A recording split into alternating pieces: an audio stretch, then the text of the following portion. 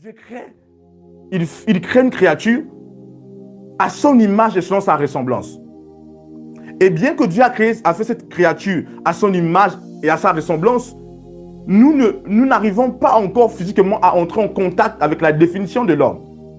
Et pour entrer en contact avec la définition de l'homme, Dieu va former un corps physique à l'homme. Ce qui nous envoie dans Genèse chapitre 2, verset 7. Je dis, nous sommes en train d'introduire les bases. Genèse chapitre 2, verset 7. L'Éternel Dieu forma l'homme de la poussière de la terre.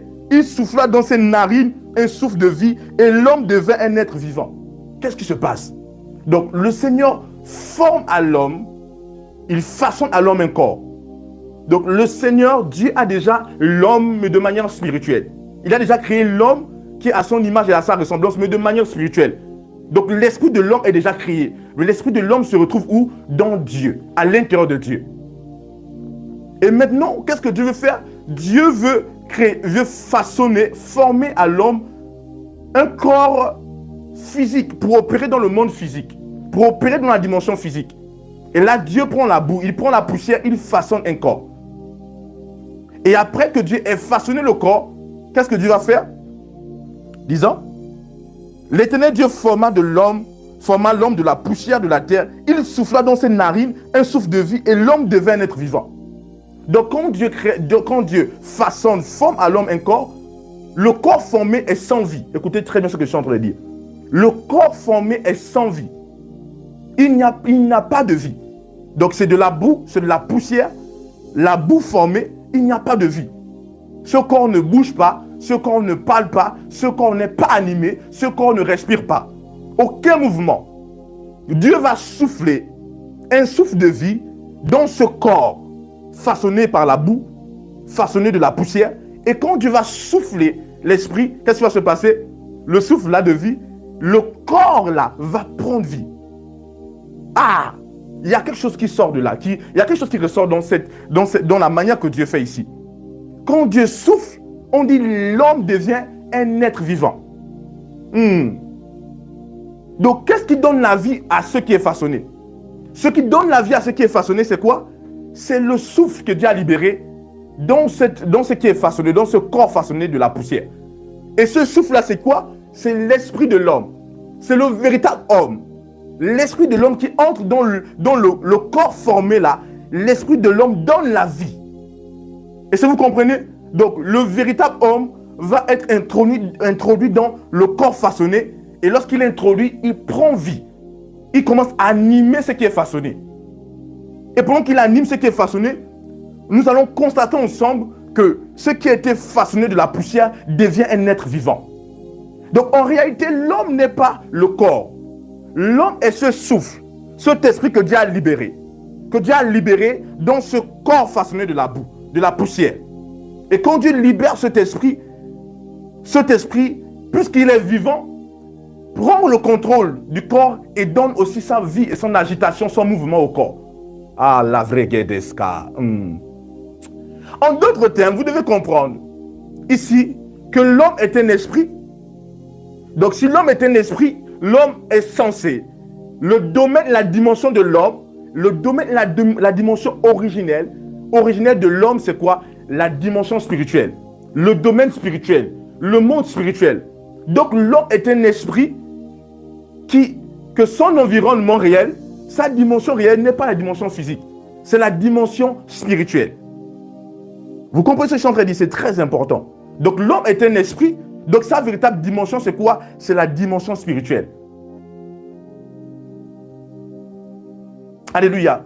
Et c'est très clair parce que la Bible dit que nous avons été créés à l'image et sur la ressemblance de Dieu. Et la Bible dit que Dieu est esprit.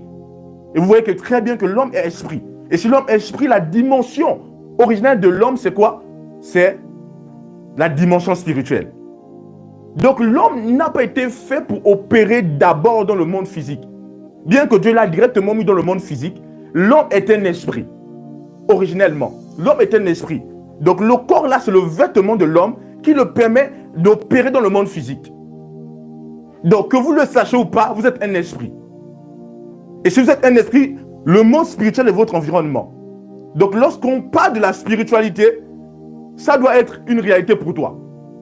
Ça ne doit pas être comme si c'était quelque chose de mystique ou de mystérieux. Vous comprenez? Non. Le monde spirituel est la dimension de tous les hommes. Mais encore, vous qui êtes nés de nouveau, vous êtes nés de Dieu. Donc vous comprenez très bien que c'est votre dimension. Les enfants de Dieu ne peuvent pas, ou du moins ne doivent pas avoir un problème pour opérer dans le monde spirituel. Notamment voir dans le monde spirituel ne doit pas être un problème et n'est pas en réalité un problème pour les enfants de Dieu. Écouter, entendre dans le monde spirituel n'est pas en réalité un problème pour les enfants de Dieu. Parce qu'en réalité, vous êtes des esprits. Étant donné que vous êtes des esprits, votre sphère originelle, c'est le monde spirituel. Votre dimension originelle, c'est le monde spirituel. Maintenant, ce que vous devez faire pour pouvoir opérer dans le monde spirituel, vous devez faire quelque chose. Pour pouvoir opérer dans le monde spirituel, vous devez faire quelque chose. Quand je parle d'opérer dans le monde spirituel, en réalité, tous les jours, vous opérez dans le monde spirituel. Parce que vous comprenez, l'image de la création et de l'introduction de l'homme dans le corps façonné par la boue nous montre comment le monde physique opère. Parce que Dieu a établi l'homme sur le monde physique. Et cela nous montre comment le monde physique opère. En fait, le mouvement que vous voyez dans le monde physique est le mouvement qui se passe dans le monde spirituel. Ah, la Zosa. Tout mouvement physique est déclenché par un mouvement spirituel. Vous voyez, il n'y avait pas de mouvement physique dans le corps formé pour Adam. Mais lorsque l'esprit était introduit dans le corps, il y a eu un mouvement. Donc, tous les mouvements que vous voyez dans le monde physique là, sont des mouvements produits par des esprits, par le monde spirituel. Aucun mouvement physique n'est lié en réalité à un simple mouvement physique. Tout mouvement physique est lié à un mouvement spirituel. Vous devez le comprendre. Donc le monde physique opère en symbiose avec le monde spirituel. En fait, le monde spirituel est la réalité du monde physique. Regardez, en fait, vous avez vu l'ombre? Tout homme a une ombre, n'est-ce pas? L'ombre ne bouge pas d'elle-même. L'ombre bouge en fonction de la réalité physique. C'est la même chose avec le monde spirituel et le monde physique. Le monde physique est comme l'ombre du monde spirituel. Tous les arusa, tous les mouvements physiques sont déclenchés, sont animés. En fait, le monde physique est la réflexion du monde spirituel. Donc, si vous devez bouger les choses dans le monde physique, vous devez bouger les choses dans le monde spirituel. Parce que le monde physique est la réflexion du monde spirituel.